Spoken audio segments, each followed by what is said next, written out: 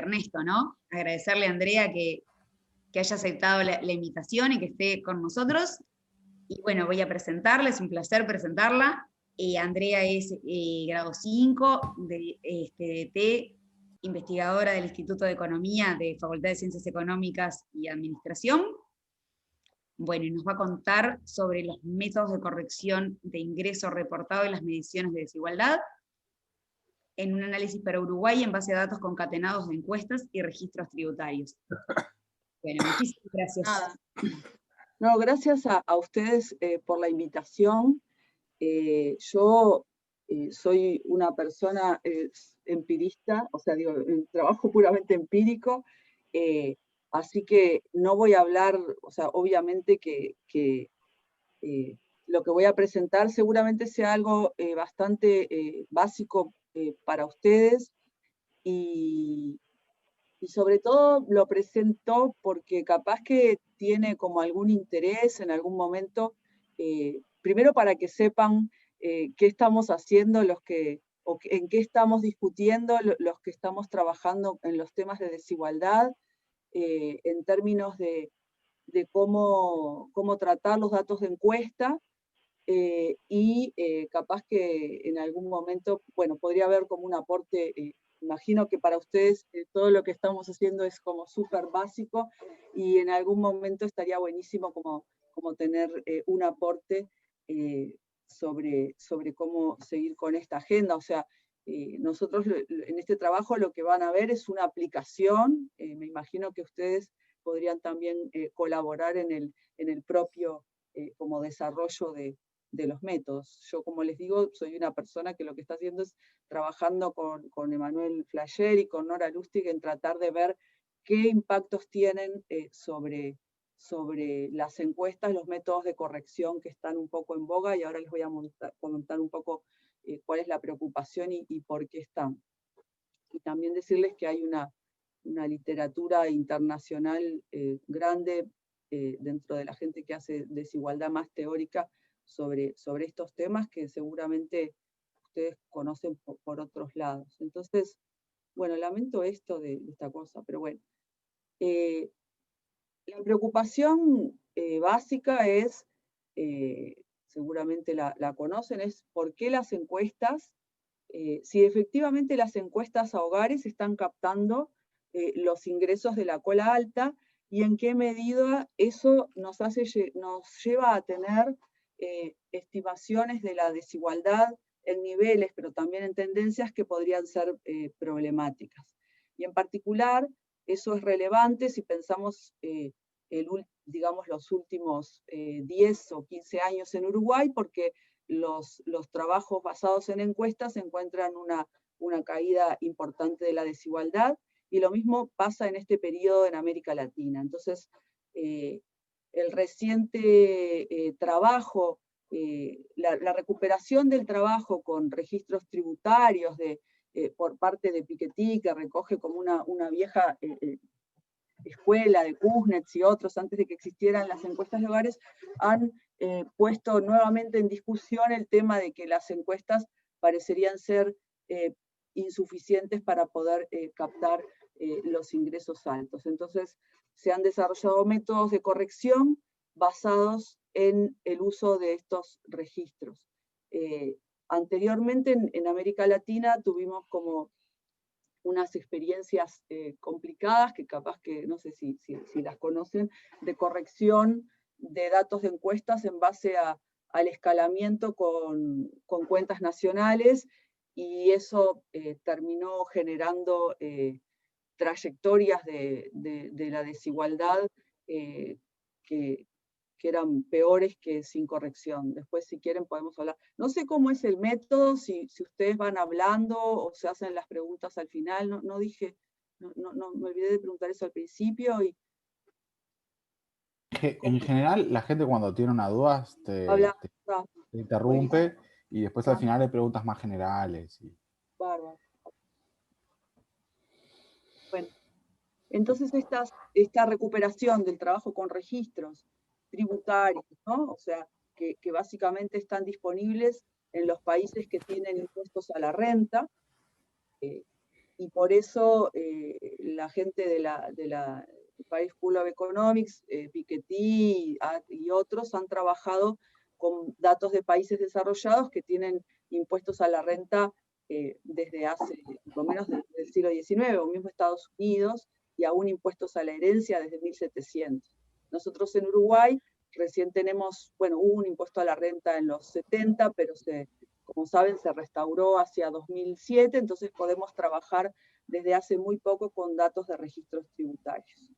Entonces, toda esta corriente de observación de que los registros tributarios, con los problemas que puedan tener, logran captar ingresos más altos que las encuestas, ha hecho que reflorezca toda esta discusión sobre los métodos de corrección. Y nosotros en este trabajo, entonces, lo que vamos a hacer es que vamos a aprovechar que conseguimos una muestra de datos muy inusual en el mundo, que es un conjunto de datos que, aunque pertenece a una subpoblación específica, que son los hogares con niños de 0 a 3, después podemos abundar, tiene datos pegados de reporte de encuesta con el registro tributario. Entonces eso nos permite analizar los distintos métodos y ver en qué medida eso se corresponde o las correcciones tienen algo que ver con lo que encontramos en la base pegada, y ese es el interés único de este trabajo. Entonces, lo que vamos a hacer son dos cosas, que son documentar el nivel y la distribución de las diferencias en el reporte de ingresos, en encuesta y registro, y analizar varios métodos de corrección que están en boga para ver qué generan y si sobrecorrigen o subcorrigen. El tema es que para determinar, todavía no hay como reglas claras, especialmente si uno no tiene datos pegados, y bueno, eso es en algo que ustedes pueden ayudar, cómo uno podría determinar dentro de toda esta oferta de métodos cuál es el que corrige mejor y que nos daría más confianza. Bueno, solamente esto pongo, pero ya lo saben, o sea que el error general de las encuestas tiene el componente de muestreo y de no muestreo. Nosotros acá lo que vamos a hacer es trabajar con dos tipos de error, que serían el error de no respuesta, que después vamos a ver que es menos relevante, y entonces vamos a concentrar en el error de medida, también por las características del ingreso, por las características de la base de datos que tenemos, ¿no? En general, los trabajos que hay hasta el momento sobre que miran el error de medida y el error de no respuesta al ítem de ingresos son sobre todo datos de Estados Unidos, donde se pegan información de lo que es la encuesta de hogares de ellos, la Current Population Survey, con datos sobre todo de lo que serían nuestras historias laborales, y se compara. Al comparar, descartan el supuesto de Distance Random para el error de medida, y encuentran un patrón que genera una reversión a la media, que es que hay los mayores problemas de reporte se encuentran en la cola baja y en la cola alta. Y básicamente encuentran sobre mayor reporte en la encuesta que en el registro en la cola baja, menor reporte en la cola alta. Y lo mismo para el error el problema de la no respuesta.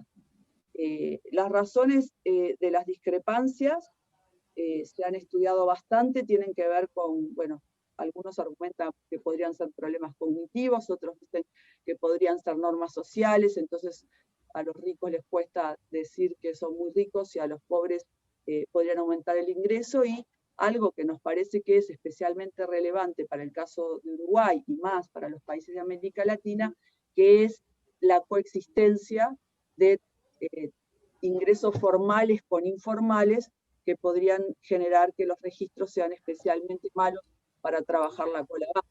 Entonces, el generar esta literatura de validación de ingresos ha concluido, inicialmente trabajaba con la idea de que el benchmark, o sea, los datos correctos eran los administrativos y las encuestas tenían errores de medida, pero se ha ido moviendo a pensar que, que hay que trabajar más con distribuciones híbridas, justamente, sobre todo por estos problemas que hay en la cola baja, que ahora los vamos a ver, que podríamos pensar que tienen que ver con normas sociales, pero también podríamos pensar que tienen que ver con informalidad y con las características del empleo registrado, y entonces trabajar con los datos puros del registro, aun cuando uno los tenga, podría ser problemático y también podría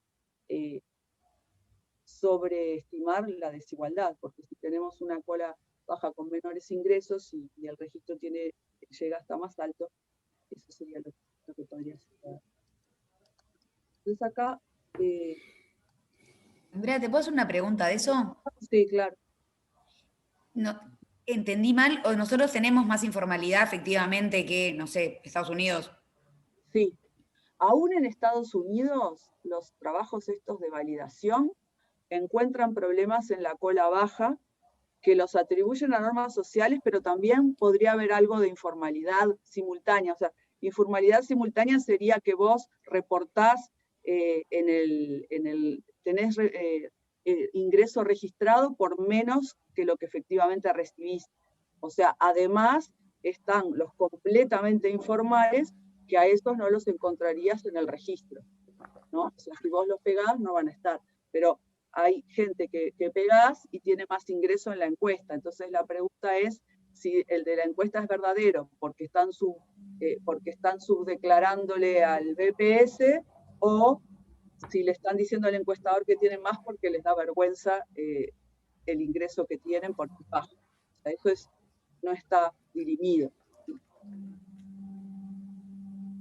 Entonces, los métodos de corrección disponibles y su uso dependen básicamente dependen de las razones por las cuales uno piense que en la encuesta podría haber error. En algunos casos puede ser porque se piensa que directamente el marco muestral no cubre ciertos hogares y directamente no entra a barrios cerrados, no están, o puede ser, bueno, por no respuesta o por su declaración, o en otros países en las encuestas de hogares, para que no se identifique a los ricos, se hace lo que se llama top coding, se les pone a todos el mismo ingreso, entonces eso obviamente te hace subestimar la cola. Los métodos ustedes, una parte los conocen muy bien porque básicamente tienen que ver con aplicar paretos, y no voy a entrar en eso. El tema es que puede hacerse una taxonomía donde podemos distinguir aquellos que reponderan y aquellos que reemplazan observaciones, ¿no? Los que reponderan básicamente lo que hacen puede ser decir, bueno, la encuesta es representativa del total de la distribución del ingreso hasta un cierto punto, y a partir de ahí no, y entonces esto que yo creía que era el 100% de la población es el 99%, entonces repondero todo y le agrego un 1% que o sale de una estimación de Pareto que puede venir estimada hasta de la propia encuesta, como más modernamente de una Pareto 1 o 2 que puede venir estimada de la parte alta del registro tributario y se la pega. Y en el reemplazo, básicamente lo que se hace es que se define una región, un punto a partir del cual dejo de creerle a la encuesta y empiezo de creerle al registro, y puedo rescalar ingresos de la encuesta o puedo traer directamente ingresos del registro. Y acá, en este cuadro, ¿pasó algo? No. En este cuadro tenemos una sistematización de los métodos y ejemplos de los distintos autores. En general, los trabajos dan por sentado que hasta el 90, 95, 99, la encuesta es creíble, y a partir de ahí no, y entonces eso es muy consistente con poder estimar una distribución de Pareto, o más bien que dado que se puede estimar una distribución de Pareto, muchas veces se asume que ese es el punto de corte, pero no hay muchos estudios que permitan identificar, hasta ahora les voy a mostrar un método que sí lo hace, un punto de corte, digamos, de arreglo de los datos que sea endógeno, o sea, que parta de lo que efectivamente se ve o que presente como algún criterio para determinar. Estos son como los trabajos más tradicionales. Bueno, ahora después voy a volver a los métodos en el medio de los datos. Los datos que vamos a usar son los registros tributarios de imposición a la renta. Para este ejercicio vamos a trabajar con los datos de 2012 y 2013 porque es para cuándo son los datos de la encuesta, y vamos a tener el universo de trabajadores formales, jubilados, pensionistas y perceptores de rentas del capital desidentificados. O sea, nosotros nunca vamos a saber quiénes son, hay un número ficticio que nos da la DGI y con eso trabajamos. En otros trabajos más bien estamos trabajando puramente con el registro, en este estamos trabajando con encuesta y registro. Entonces son unos 2,5 millones de observaciones, o sea que es un registro enormemente, con una enorme cobertura para lo que son los registros de América Latina y en general, y eso tiene que ver con la alta formalización que hay en Uruguay en este periodo. Y para cada individuo tenemos, bueno, informaciones de ingresos anuales, antes y después de impuestos, ingresos laborales, impuestos y deducciones, y bueno, como más, digamos, covariables tenemos sexo, edad, rama y características de la empresa. Como saben, por más que los registros pensemos que tienen mejor información que la encuesta, tienen problemas también de evasión, elusión e ingresos no grabados, ¿no? Y si cambian las tasas tributarias dentro de un periodo, eso podría generar distintos incentivos a declarar de distintas formas, y eso, por ejemplo, hay estudios que muestran que en Estados Unidos eso implica, obviamente, cambios en posibles tendencias sobre qué pasa con la desigualdad. Bueno, acá esto no, se los dejo. Pues, para la encuesta, lo que vamos a hacer es, ¿nosotros qué queremos? Queremos unir esos datos del registro, queremos idealmente observar datos para las mismas personas en la encuesta de hogares y en el registro tributario. Y para eso, la encuesta oficial de hogares de Uruguay, por lo menos hasta hace muy poco, no se podía pegar directamente, el INE, ¿no? Nosotros que no accedemos a nada de la información, no los podía unir porque la encuesta continua de hogares no relevaba información de cédulas. Entonces hay una submuestra de una encuesta que se realizó en 2012-13, que es una submuestra de la encuesta de hogares sobre hogares de niños de 0 a 3, que se llama ENDIS, Encuesta Nacional de Desarrollo, Nutrición y Salud, que tiene unos 200, ahí dice casos, pero son hogares, unos 2.704 hogares, donde sí es un panel que ya lleva 3 olas. En la primera ola se preguntó datos de las cédulas de las madres, de los niños que eran quienes respondían. En la segunda se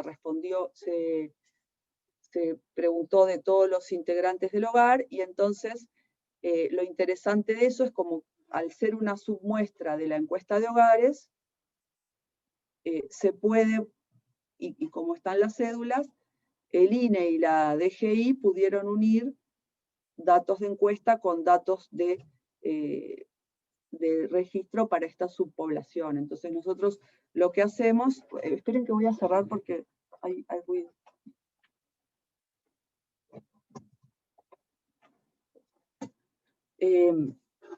Lo que hacemos es que trabajamos con esta submuestra de datos pegados. O sea que es una muestra, si quieren, sesgada, porque no es representativa del conjunto de la población, sino que es de los hogares con niños de 0 a 3. De los 2.132, estos son como estadísticas de los datos pegados, ¿no? De los 2.132 personas que recibían ingresos y que tenían ingresos formales en la encuesta de hogares, o sea, nosotros volvemos a la encuesta de hogares, no sé si estoy siendo entreverada con esto, nosotros encontramos en las dos bases a 1.878. De esos 1.878, para poder hacer la comparación, sobre todo para mirar el subreporte, nos interesan los que tienen ingresos positivos en el registro en el mes previo, en el mes para el que reportaron ingresos en la encuesta. Y ahí nos quedamos con 1.471. Si comparamos a las personas que tienen ingreso positivo en la encuesta con los que tienen ingreso positivo en el registro, vemos que hay unos 136 que no declaran en la encuesta, que sí tienen el registro, y esto podría ser una medida de no respuesta al ítem que andaría, bueno, un poquito por debajo del 10%. Entonces, para el resto del ejercicio, nos vamos a quedar con los que tienen, o para lo que les voy a mostrar ahora, nos vamos a quedar con los que tienen ingresos positivos en la encuesta y en el registro, y hacemos creamos una variable de ingreso en la encuesta lo más compatible posible con la del registro. O sea, no es que tomamos el ingreso como viene en la encuesta, sino que tratamos de hacerlo lo más parecido al ingreso que aparecería en la DGI, que tiene esos componentes, ¿no? Trabajo, capital y jubilaciones. Y también hacemos tenemos una versión vieja del trabajo, que es la que yo le había pasado al principio a Laura, que solo miraba remuneraciones laborales. Pero los resultados no cambian mucho, solo que se agrandan. Nuestro foco acá, como la encuesta de hogares releva datos después de impuestos, nuestro foco acá es en los ingresos después de impuestos, en lo que sería el ingreso disponible. Pero esto se podría hacer también con antes de impuestos, lo que pasa es que hay que inventarle un poco a la encuesta de hogares cuáles serían los impuestos, y eso ya introduciría mucho más error. Y ahí les pongo, claro, casi todos tienen rentas salariales, una parte tiene jubilaciones porque son adultos de hogares con niños, y hay rentas del capital. Entonces, bueno, estas son características de la muestra, no voy a entrar mucho, solamente decirles que hay una proporción importante de salariados privados en los pegados, que obviamente la pobreza es menor en los que se pegaron que en los que no, y que el 96% son asalariados. O sea, igual hay profesionales liberales, etc. Bueno, los métodos que vamos a utilizar son el reemplazo, tomando, si X es la encuesta, le puse X, sí. X es la encuesta y T el registro, vamos a tomar el dato de la encuesta hasta un cierto percentil S que creemos, que entendemos que es válida la encuesta, y a partir de ahí vamos a tomar los datos del registro. Bueno, obviamente que esto se puede hacer de varias maneras. Hay autores que, por ejemplo, el método de Piketty, Young y Zuckman, que es uno de los que aplicamos, lo que hacen es que a partir de un cierto, dividen el percentil más alto a partir del 1% más alto del registro, generan 127 percentiles, porque bueno, los datos del registro son riquísimos, digo, son muchos, y entonces estiman una función generalizada de Pareto, y hay un intervalo de la encuesta donde empiezan a reponderar, a rescalar ingresos para que sean consistentes con el registro. Después hay otros autores que son, por ejemplo, Alvaredo, Garriga y Pinto, que hacen una cosa que es como capaz más primitiva, que es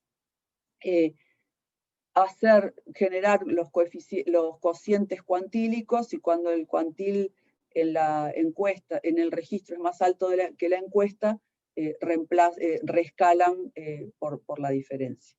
Claro, eso ahora en esta versión no tengo los dibujos de las funciones de distribución, pero a veces genera como cosas muy extrañas. Y este 0 es porque podría haber un punto de discontinuidad entre el ingreso máximo del registro y lo que aparece en la encuesta para un cierto percentil, y de hecho en algunas correcciones lo encontramos.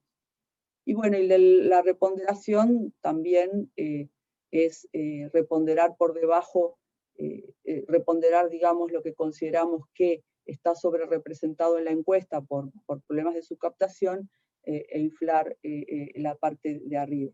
Hay ejemplos, por ejemplo, hay métodos de corrección que capaz que les parecen como muy salvajes, como el de Anani Segal, que es muy conocido, pero que es que ellos consideran que la encuesta representa el 99% del total de la población, y asumen que no hay nadie en la encuesta del 1%, y entonces le agregan el 1% del registro. Esto genera unos cambios muy grandes, obviamente, en la desigualdad, y aparte no es que haya una fundamentación para el 1%. En una posterior versión, lo que hacen es que reemplazan, en vez de poner esa masa directo del 1%, reemplazan por una Pareto estimada con el registro tributario a partir de cierto punto. O sea que acá hay un tema que subyace, que es, si en la encuesta tengo personas que pertenecen a los fractiles más altos de la distribución o no las tengo, y si no las tengo, entonces compacto toda la encuesta. Y hay otro método que es más reciente, que es el que se usa en el laboratorio de Piketty, en la Paris School of Economics, que lo que hace es buscar un punto de pegado que le llaman endógeno, ¿no? Ahora, estos autores, Blanchett, Flores y Morgan, desarrollaron este método más o menos en 2018 y 2017, y lo han aplicado a los datos de Brasil, y ahora si entran a la Paris School of Economics, a WID, al laboratorio de Piketty, van a ver que está hecho para todos los países de América Latina, incluso de Uruguay, esa corrección.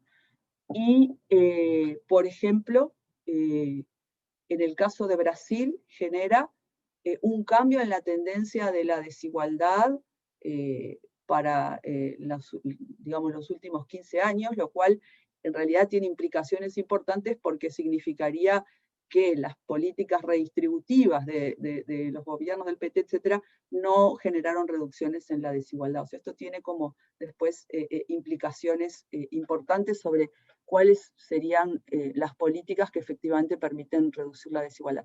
Lo que ellos, el método de ellos, les traje unos diagramitas solo para mostrarles que es medio, no sé qué van a pensar ustedes, pero es medio inestable, ¿no? Si miran el diagrama, por ejemplo el de arriba, o sea, básicamente la gracia de este método, según los autores, es que a partir, es que el punto de pegado es endógeno, ¿no? O sea, no es como en los trabajos anteriores, que lo que asumen es que la encuesta está bien hasta el 90 o subcapta hasta el 90 y después la voy corrigiendo, sino que encuentro a partir de dónde tengo que corregir. ¿Y cómo hago esto? Se generan las funciones de distribución acumuladas, las funciones de distribución de densidad acumuladas en la encuesta y en el registro, y se mira el punto, no solamente donde este cociente es mayor que 1, como podrían haber hecho algunos de los autores que les presenté antes, sino que donde esto se iguala con el cociente de las densidades. Y si ustedes miran, por ejemplo, el diagrama, y para eso hay algo a priori, que no se ven a la vez los dos diagramas, ¿no? Gracias a que no tengo la pantalla, ahí se ven. Ahí se ven bastante.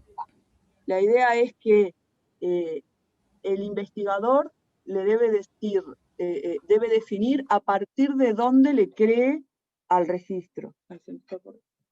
Entonces, esto es una cosa que puede ser a priori, pero acá les traje 2 ejemplos, donde en uno, esto se trabaja con los microdatos de la encuesta, y por ejemplo, un tabulado de los impuestos que tiene 100 percentiles o 1000 grupos, depende cómo quieran trabajar y también depende de cuántos datos tengan un poco la encuesta. Entonces, para ponérselos sencillo, lo que ellos hacen es definir, bueno, hay un teta mayúsculo que sería el cociente de las funciones de distribución acumuladas, que es la línea roja, y las líneas verdes, los puntos grises y la línea azul son los cocientes de las densidades. Pero ¿qué pasa? Si ustedes miran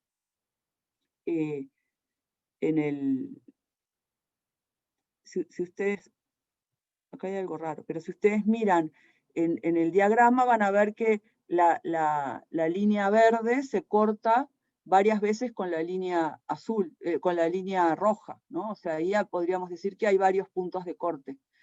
Pero ante eso lo que ellos hacen es estimar mediante una regresión esa línea azul, que es la antitónica, y entonces con eso fuerzan a un punto de corte que podría ser el más alto de los posibles puntos de corte entre las dos densidades. Entonces, si observan, les traje el ejemplo porque ellos estiman la curva a partir del punto en que nosotros decimos que le creemos al registro tributario, y les quería mostrar nomás cómo cambia el merging point cuando le decimos que le creemos desde el 60 y cuando en el otro le decimos que le creemos desde el 90, ¿no?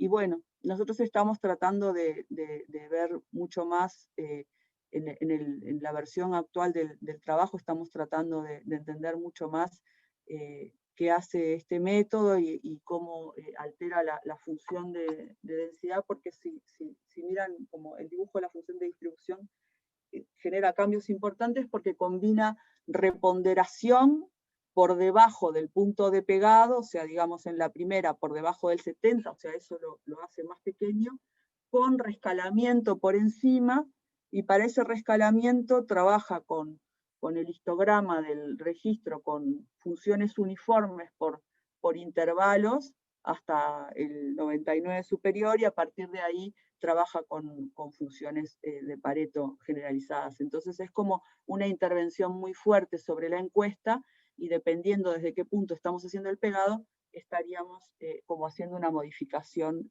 bastante grande. Bueno, acá esto me lo voy a saltar, es solo para mostrarles que los casos de ceros están en la cola baja. Esto es para mostrarles cómo lo uso en las dos distribuciones y para mostrarles que hay como una correlación alta entre las distribuciones del registro y la encuesta, más allá de lo que vamos a ver ahora de la subdeclaración. O sea, no hay un re-ranking importante cuando miramos las dos. Es más sucio en la cola baja, y ya nos han criticado usar esta aproximación azul porque nos dicen que esta LOES que hace que abajo parezca más sucio de lo que es. No sé cómo lo verán ustedes. Esto es para mostrarles que el ejercicio tiene como alguna validez general, porque los casos pegados son crecientes en el percentil general del registro.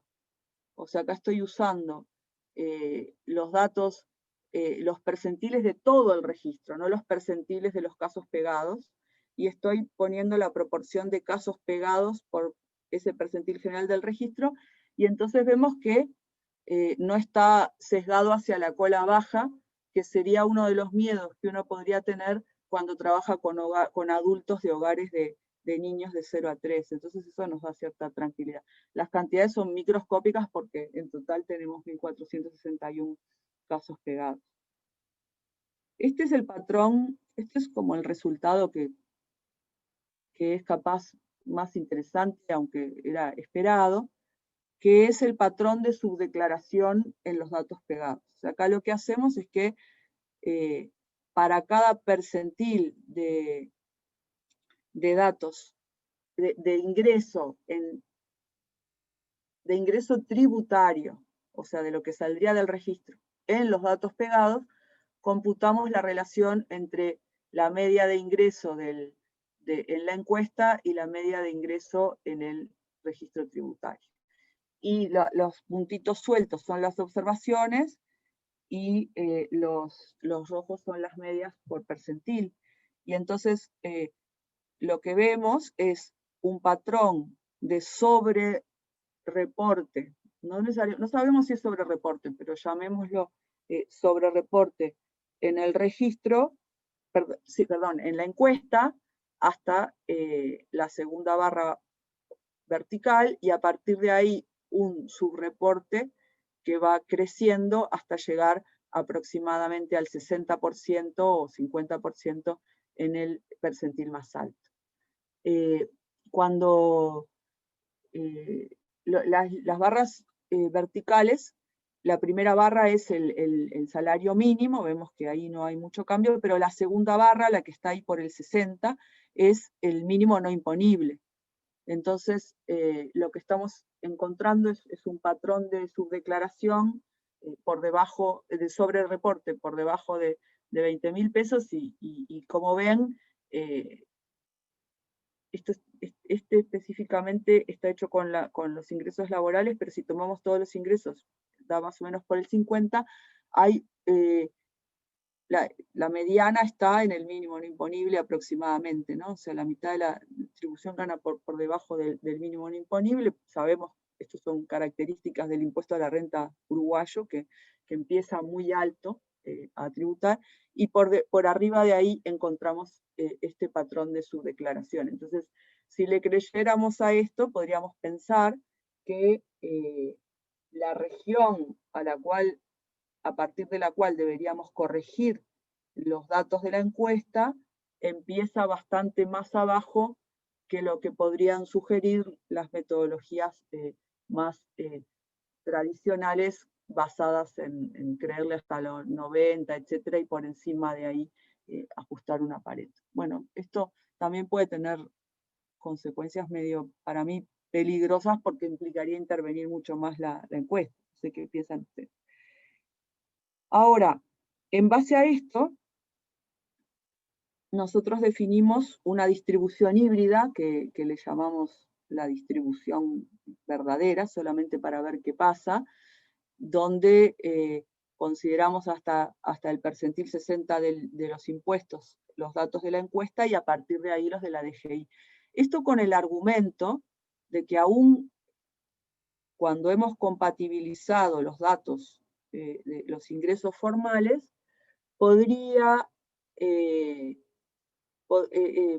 le creemos a la encuesta en cuanto a que la gente estaría teniendo ingresos subregistrados. O sea, estos no son los informales puros, porque no los estamos considerando en este ejercicio, que también están en la encuesta y son los que no se pegaron. Dentro de los pegados encontramos este patrón. Y como ven, si hacemos, por ejemplo, una medida de resumen, ven que como el índice de Gini, la distribución híbrida, quedaría en el medio, y ahí tienen un poco qué pasaría con el percentil superior, el 1% superior, que se usa también bastante como medida de concentración en altos ingresos, que andaría entre un 10, un 6 según la encuesta, y un 9 por ahí. Esto hay que ver si efectivamente, o sea, esto sería también una discusión, ¿no? Que tanto esta distribución híbrida se acerca a lo que podríamos llamar la verdadera distribución, y toda esta literatura tiene como una discusión importante sobre cuál es la verdadera distribución y cómo tendríamos explícita y cómo la tendríamos que definir. Acá lo que les muestro es lo que pasa con los métodos de reponderación, con los índices de resumen de desigualdad. Ven que solo quería llamar la atención sobre estos dos últimos, porque ahora les voy a mostrar otra cosa, que eran los que reemplazaban el 1%, o sea, los que suponían que no había nadie en la encuesta que estuviese en el registro en el 1% superior. Entonces, obviamente, generan un aumento gigantesco de los niveles de desigualdad, como ven acá. Y después acá tenemos los resultados con el Gini, la media desviación logarítmica, la entropía cero, el tail y los distintos. Yo no veo la gráfica de Blanchet. Esta es la de Blanchet, Flores y Morgan, que recién les mostré, que sale abajo, cómo altera un poco la distribución. Y básicamente lo que estamos viendo es cambios importantes en los índices de Gini, o sea, el del registro puro sería 47, y ahí les vamos mostrando según desde dónde empezamos a reemplazar en la encuesta, ¿no? También va la reponderación y ahí, bueno, este Q30 es porque falta, y cuánto daría nos daría con el BFM. Nosotros, a priori, acá no lo traje, pero bueno, está en la otra lámina, comparamos un poco con la distribución híbrida, vemos que todos los métodos, en las medidas de resumen, en los 1% superiores no están afectando tanto, son bastante independientes los resultados, capaz del método de corrección. Los índices de desigualdad sí presentan variaciones que son estadísticamente significativas, implican un nivel muy alto de aumento, como ven, con respecto al original que se encuentra en la encuesta, y no les traje las funciones de distribución porque las estamos como haciendo para ver exactamente qué generan, pero generan cambios como bastante importantes que a veces no se ven suficientemente en la muestra corregida. Para terminar, nosotros después hacemos unas simulaciones que las estamos cambiando todas, pero básicamente lo que hacemos es que tomamos el registro y le aplicamos las tasas de subdeclaración de la encuesta y generamos como una distribución artificial, y sobre eso, simulando distintas tasas de subcaptación, hacemos distintos cómputos de cómo varía la desigualdad, y acá básicamente esto está hecho con los ingresos laborales. Les mostramos si este fuera el ingreso verdadero del registro, acá mostramos lo que hacen los distintos métodos de corrección, y encontramos que hay algunos que sistemáticamente sobrecorrigen y otros que subcorrigen, además del de Annan y Sigal que les había mostrado antes que sobrecorrige. Entonces, esto todavía en esta versión no lo tengo hecho para el BFM, pero nuestro problema fundamental con ese es que cambia un poco la distribución. No sé si estoy siendo muy entreverada, pero ya termino.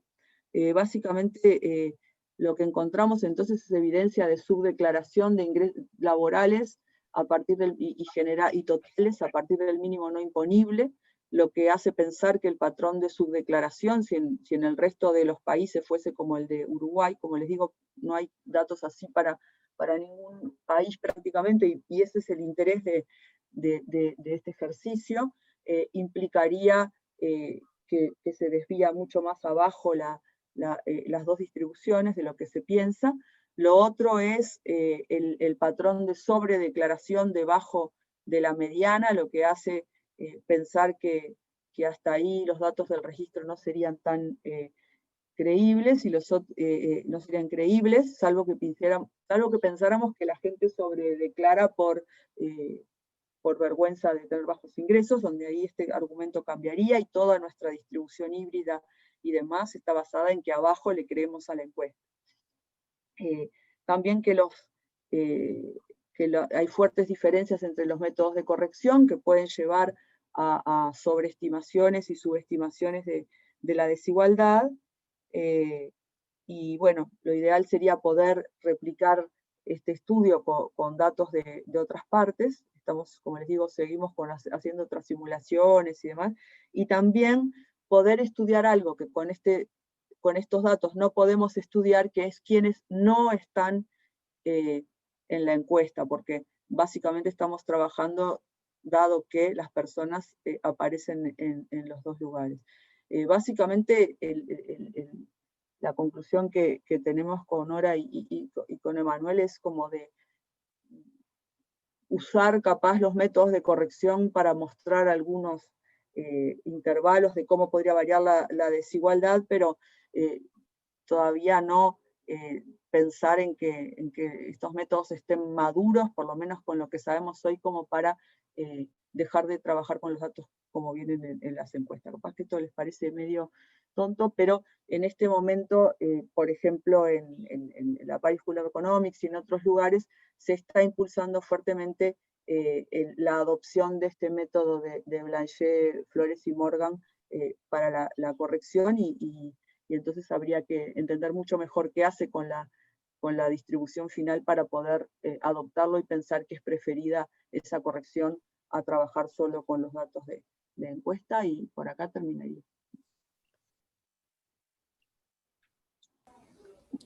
Una dosis de... Gracias. Bueno, muchas gracias, Andrea. Tienen que desmutearse para aplaudir, si no nadie los va a sentir. Ya los vi. Muchas gracias. Está bien. Bueno, preguntas que haya. Yo tengo una. Dale. Si trabajar con hogares, ¿no? Con una base de hogares con niños pequeños, ¿verdad? ¿Eso no hace que la tasa de desocupación sea menor? ¿De desocupación? Sí. Nosotros trabajamos, en realidad, vos estás pensando en que son jóvenes. Sí. No, que tienen una responsabilidad de un niño, digamos. ¿Sí? Sí. Que me parece que incide sobre que, bueno, algo hagan para ganarse la vida. Sí. Ahí tenés, bueno, lo bueno es que tenemos acá en esta versión tenemos varones y mujeres. Efectivamente podría haber diferencia, vos decís, si los que efectivamente vos terminaste pegando son más que los que se pegarían si tomás la población general. O sea, nosotros acá no estamos pretendiendo llegar a un resultado sobre cuál sería la desigualdad en Uruguay. Eso no lo podemos hacer. Lo que estamos tratando de hacer es usar estos datos pegados para ver qué generan los mecanismos de corrección. Entonces, en ese sentido, lo importante para nosotros, como sobre todo es mirar qué pasa en la cola alta, es que tengas gente representativa de la parte superior de la distribución. Pero lo que vos decís, si quisiéramos hacer un ejercicio sobre desigualdad en Uruguay, sí sería un problema. De todas maneras, te digo que si mirás hogares, acá nosotros estamos trabajando con individuos, porque el impuesto a la renta es sobre individuos y en el registro tributario vos no reconstruís hogares. La desigualdad esa que nos da ese Gini de 37, 39, según, se parece bastante a lo que daría si tomás la población en su conjunto. O sea, no tenés, si vas al Gini de hogares, no tenés como una mayor o menor desigualdad muy marcada. No sé si eso contesta. Sí, sí. No, era una consulta más que una objeción. No, pero... ¿Otras preguntas? No, mi pregunta va más que nada, o sea, en realidad no es una pregunta, sino es un comentario. Ustedes han estudiado bastante, sobre todo Mauri, que trabaja ahí con ustedes, el tema del 1% más rico, y donde ahí también hay bastante subdeclaración. O sea, pienso en los profesionales médicos, por ejemplo, que no se conoce uno que facture toda su plata en blanco. Y si no pueden, reusar esos datos que tienen de las cosas para ver, digamos, cuál es el nivel de subdeclaración ahí y corregir en base a esas estimaciones que hace, que obtienen por otros métodos, digamos, que no tienen nada que ver con esto, supongo. Nosotros, o sea, nosotros sabemos que el registro tributario tiene problemas de lo que vos decís sería evasión, pero también elusión, ¿no? Cómo declarar de la manera que pagues menos impuestos. Pero aún con la elusión y la evasión, los ingresos que capta la encuesta son menores. Entonces, nosotros no tenemos forma de corregir eso que vos decís, porque necesitaríamos otra fuente de datos que los registros tributarios. O sea, sabemos que todavía el registro está captando la verdad, pero la cola alta está mejor captada que en la encuesta y por eso lo usamos como para todos los trabajos que hemos hecho así de ingresos altos y también lo que ha hecho Mauricio de riqueza. Pero no tenemos por ahora otra fuente más que nos permita saber efectivamente cuánto le subdeclaran a la DGI. O sea que eso lo tenés que tomar, sí, como que todavía podría ser un mínimo, pero no sabemos cómo corregir. Una pregunta. Dale, Gachi. No, perdona, Andrea, que no pude escuchar todo porque estaba con varias cosas, eso lo confieso para... No, pero no se puede estimar eso por diferencia. Quiero decir, si en los otros cuartiles se declara más, si hay alguna variable global que te permita reconstruir y por diferencia sacar información del sector ese más grande. Decís, pero aplicado a lo de los profesionales estos. No, en general. La pregunta es si no hay variables promedio generales que vos tengas, que sean relativamente sólidas, que vos puedas reconstruir teóricamente a partir de tus datos y le pongas una incógnita en ese sector que vos estás tratando de estudiar y por diferencia lo saques. Sí. El registro, no sé si estás pensando como en algún método de matching. El registro... No, yo estoy pensando en sumar y restar, pasar para el otro lado, no, nada... Porque en el registro vos tenés muy pocas covariables. No, la pregunta es si no hay información general, pública, agregada, que te permita hacer la diferencia. Es decir, yo no conozco esto, pero conozco lo demás, entonces ¿cuánto me da esta diferencia? Lo que pasa es que lo que vos tenés y lo que son las declaraciones a la DGI, o sea, ¿qué otra fue? Los balances, por ejemplo, que también hemos usado en los trabajos que dice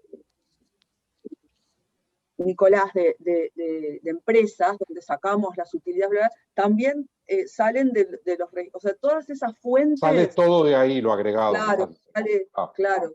Y cuanto más formalizados sean, más consistente va a ser lo que es el balance con lo que declaran, etcétera. Entonces, efectivamente, lo que hacen yo qué sé, en otros países es, a pesar de que no tenga representatividad y que pueda parecer medio anecdótico, toman hasta las listas de millonarios de Forbes y cosas así, y terminan ajustando con eso. Pero nosotros no tenemos ahí mucho que... Ningún millonario Forbes. La lista de millonarios de galería. Sí, se puede usar, claro. Pero de hecho, hay trabajos de Piketty, los mismos, no sé si conocen los informes mundiales de riqueza, que terminan mirando si es consistente con eso, más allá de que no sirva exactamente como fuente, pero sería como, lo que vos estás sugiriendo es como una tercera fuente externa. Sí, que no sé si existe.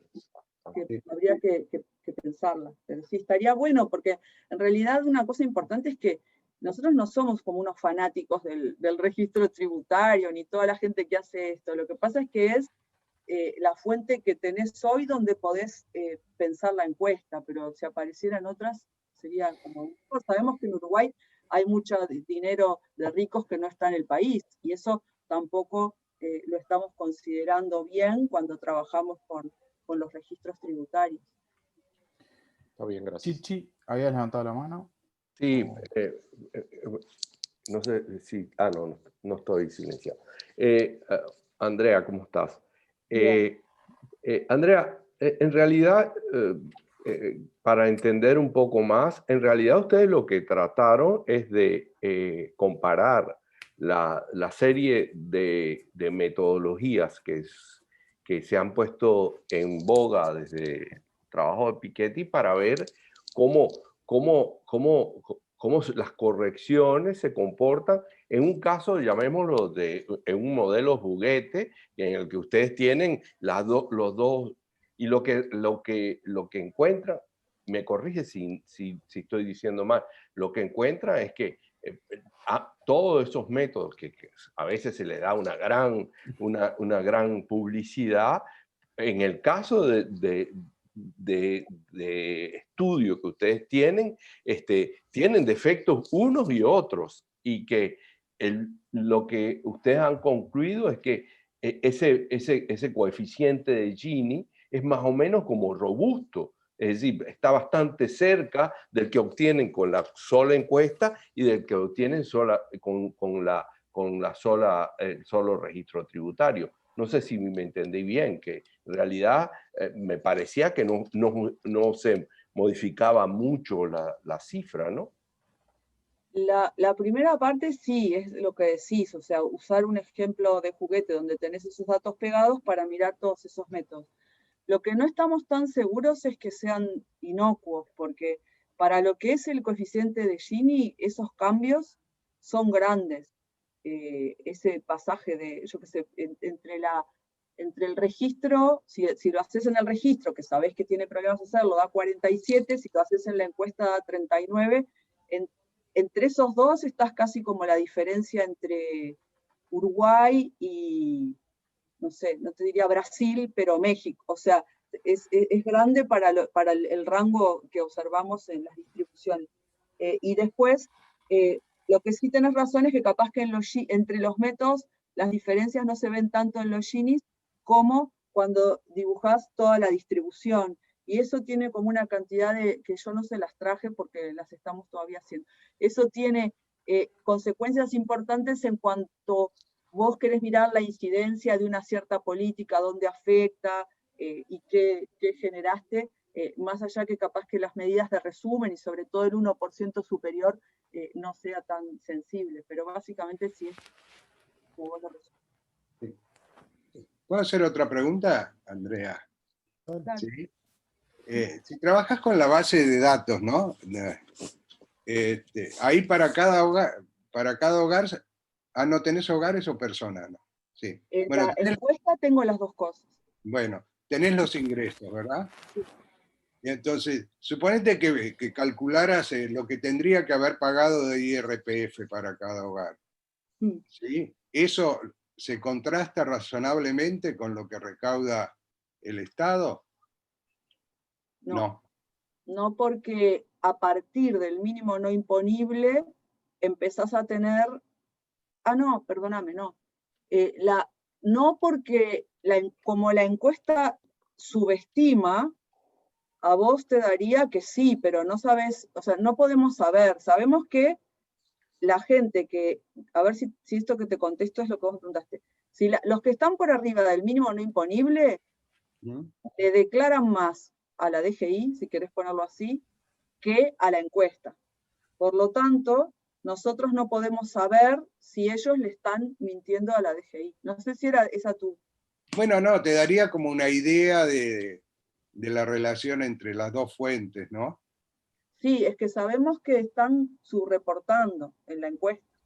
Ajá. Y cuanto más alto el ingreso, más subreportan. Entonces, si vos, justamente, uno de los problemas de trabajar con los datos de la encuesta puro sin corregir, es que el efecto redistributivo de la política tributaria te da mayor que lo que te da cuando trabajás en el registro. Porque no llegás a ingresos tan altos. ¿Y eso se tiene en cuenta en una reponderación? No. Y lo que pasa es que, lamentablemente, como los datos son más elevados en el registro, vos reponderás con lo del registro. pero si en el registro hay evasión, en general no se considera, salvo que tengas para el país para el que estás trabajando un estudio específico de evasión. Acá no lo tenemos. Perdona, y si haces el ejercicio de suponer que solo hay evasión en ese sector que a vos te interesa, pegándolo de Ricardo con lo que decía yo, que creo, si interpreto bien, iba en una dirección parecida, ¿no puedes sacar algo? Tendrías que inventar o sea, tendrías que hacer simulaciones asumiendo distintas tasas de evasión, una cosa así. No, yo lo que te dije es, supones que solo hay evasión en ese coso y en el otro no hay. Que sería un posible escenario. Sí, pero tenés que inventar una tasa de evasión, porque ¿de dónde la sacás? Si no, podés tomarla yo lo que digo es calcular, suponiendo que no hay evasión en ninguna de las franjas, pero solo en la más grande, calcular la tasa de evasión en la tasa más grande. Vos, pero te estás refiriendo, capaz que a corregir la encuesta. No, ir por el IRPF, lo que decía Ricardo. Pero lo que no entiendo bien es si vos estás con los datos del registro tributario, suponés que hay evasión en la cola alta del registro. O sea, te puede faltar gente porque tiene toda su plata en, no sé, en Panamá, no sé. Bueno, por eso. ¿Cómo haces para corregir? Porque hay países que han ido a los Panama Papers y con eso han hecho estimaciones que están buenísimas. Pero solo con no sé, capaz que no les estoy entendiendo. No, claro, no, entendí. Creo que entendí, es lo mismo, digamos, el que es la diferencia entre subdeclarar y no sé cómo se dice, subpagar los impuestos. Claro, no hay nadie en la encuesta. Entendí. No, un comentario mío es, ahora te dejo ahorita, es si la encuesta tiene datos de georreferenciación que puedan usar para algo, digamos, como correctores. No, porque vos sabés que los ingresos en ciertos barrios o el patrimonio que tiene tener una casa en cierto barrio, eso te permitiría corregir, digamos, por más que la persona subdeclare. Sí, eso existe.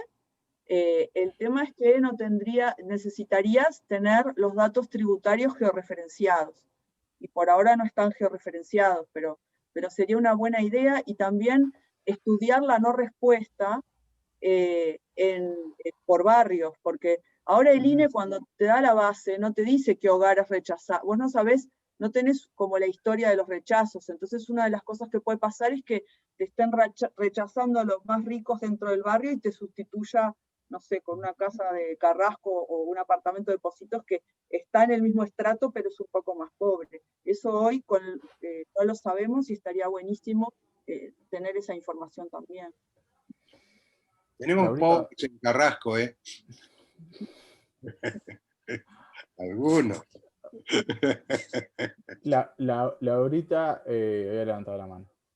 No, de tu simulación, yo una pregunta una cosa que no entendí, de tu simulación con los Ginis que te quedaban corridos para un lado y para otro. ¿Eso está bien lo que entendí? Hay que te sobreestiman y hay otros que te subestiman. Sí, de las correcciones. Sí. Y están los de 2015 que te sacan de escala, digamos. Y por eso y el BFM, que no lo pusiste, ¿es porque no se te queda de ningún lado todavía? Porque no estaba hecho. ¿Pero se te queda de un lado solo o no? El BFM es muy parecido al de Piketty, Saez, o sea, te va a quedar muy cerca de los rojos. O sea, no había entendido si era que no se te quedaba de un lado solo o que Si te quedan de un lado solo y después no, te queda muy parecido a Piketty, Zuckman y Saez, que esa metodología la desarrollaron para China y después BFM le hicieron más cosas y la mejoraron. ¿Y nunca se te cruzan? No se cruzan. Igual tampoco es que la distancia sea gigante, pero no se cruzan. Les recomiendo, si les interesa todo, hay un trabajo de Juliana Londoño, que es una colombiana, sobre que ella mira cómo hace todo un trabajo con los Panama Papers para para mejorar los datos de Colombia y todo eso que están, y paraísos fiscales que estaban muy interesantes. Bueno, ¿alguna otra pregunta? Yo una chiquita nomás. Dale, Leo. Medio que lo importante, si entendí algo de lo que te hablabas, es cómo determinar cuál es el punto de corte, hasta dónde le creo la encuesta y a partir de cuándo suplanto por los datos de GI, ¿no? Creo que uno de los que tenías vos, que era el que igualaba el cociente de las acumuladas, igual el cociente de densidades. Básicamente eso es la de, si uno pasa todo por un lado y saca como es como la derivada del cociente de las acumuladas, digamos. Si uno deriva el cociente de las acumuladas queda, entonces básicamente está viendo cuándo se maximiza la diferencia, el cociente, digamos. Me parece que a partir de ahí fijan el punto de corte. Sí, y a veces... Sí, a ver. Entonces, podría haber otro criterio, pues yo lo pienso ahí como un test de hipótesis donde uno quiere ver hasta dónde truncar los datos, digamos, para que a partir de cuál la acumulada de la DGI, la alternativa sería que la acumulada de la DGI pasa a ser superior a la acumulada de la encuesta, digamos. O sea, elegir un punto de corte el punto de corte sería cuando comienzo a rechazar la nula que las acumuladas son iguales, digamos. Para pensar otra manera de verlo del punto de corte, que sería como, me parece que lo clave de cuando... Sí, está bueno.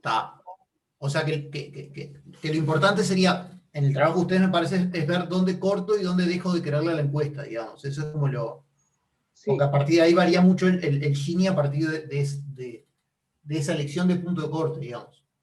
Sí, porque eso implica también, vos podés hacer varias cosas que son reemplazar, reponderar, etcétera, pero es básicamente eso, que sí, y lo que estamos encontrando es que en general el punto óptimo a veces se encuentra por encima de donde debería estar, por más que donde debería estar de acuerdo al patrón de subdeclaración que encontramos nosotros, que capaz que en otro país es distinto, pero sí, eso que decís es importante porque el método ese encuentra varios puntos de corte. Entonces, para poder dirimirlo, terminan haciendo esa regresión que es un poco arbitraria.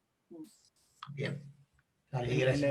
En la dirección de lo que decía Leo, otra cosa que podés hacer es, hay como algunos algoritmos para detección de outliers, y vos podrías decirle, bueno, detectame un 5% de outliers en la muestra, y tratar de ver, por ejemplo, o comparar cuántos te quedan de la cola baja y de la cola alta. No sé si eso te sirve para mucho, digamos, pero es un comentario que me surge a partir de lo que mencionó Leo, y ahí debe haber muchas cosas que, o sea, si siempre cortás a los de la alta, en realidad, digamos, tenés claro tu hipótesis, que ustedes ya la tienen clara, de que ahí hay un problema, y si cortás siempre a lo de la baja, tenés un problema de su representación. No creo que vaya a ser igual. Está bueno. Claro, antes el trabajo que se hacía con outliers en las encuestas, no sabías si en realidad no terminabas eliminando a los pocos ricos que podías terminar captando, ¿no? No, claro, pero acá sería una pregunta al revés, digamos. Si yo elijo eliminar el 5%, ¿elijo al 5% de los ricos o al 5% de los pobres? Bueno, lo probamos. Bueno, si no hay más preguntas, aplaudimos de nuevo a Andrea y cortamos la grabación. Aplaudimos. Muy bien. Gracias. Bueno, cortamos la grabación, ¿no? Voy a cortar la grabación. Sí.